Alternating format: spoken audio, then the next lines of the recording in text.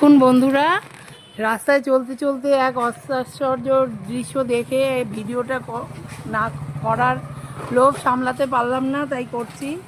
এই দেখছেন একটা গোলাপ গাছে ফুলও ফুটে আছে এবং এই যে ভেতরে এই যে ছোট ছোট ফল দেখা যাচ্ছে, এটা কিন্তু গোলাপ গাছেরই ফল।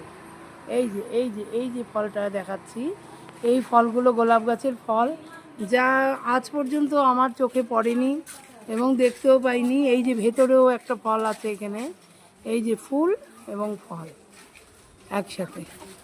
হ্যাঁ, এই যে ফুল এবং ফল দেখাবার চেষ্টা করছি।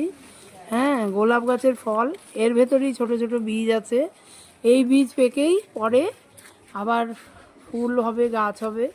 হ্যাঁ, যা আজকে প্রথম দেখলাম এবং ভিডিও করে স্মৃতির মণিকোঠায় তুলে রাখলাম। কোন বন্ধুরা রাস্তায় চলতে চলতে এক অশ্চর্য দৃশ্য দেখে ভিডিওটা না করার লোভ সামলাতে পারলাম না, তাই করছি। এই দেখছেন একটা গোলাপ গাছে ফুলও ফুটে আছে এবং এই যে ভেতরে এই যে ছোট ছোট ফল দেখা যাচ্ছে, এটা কিন্তু গোলাপ গাছেরই ফল।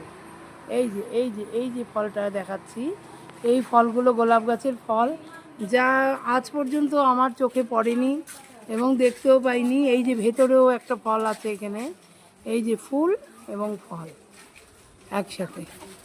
হ্যাঁ, এই যে ফুল এবং ফল দেখাবার চেষ্টা করছি।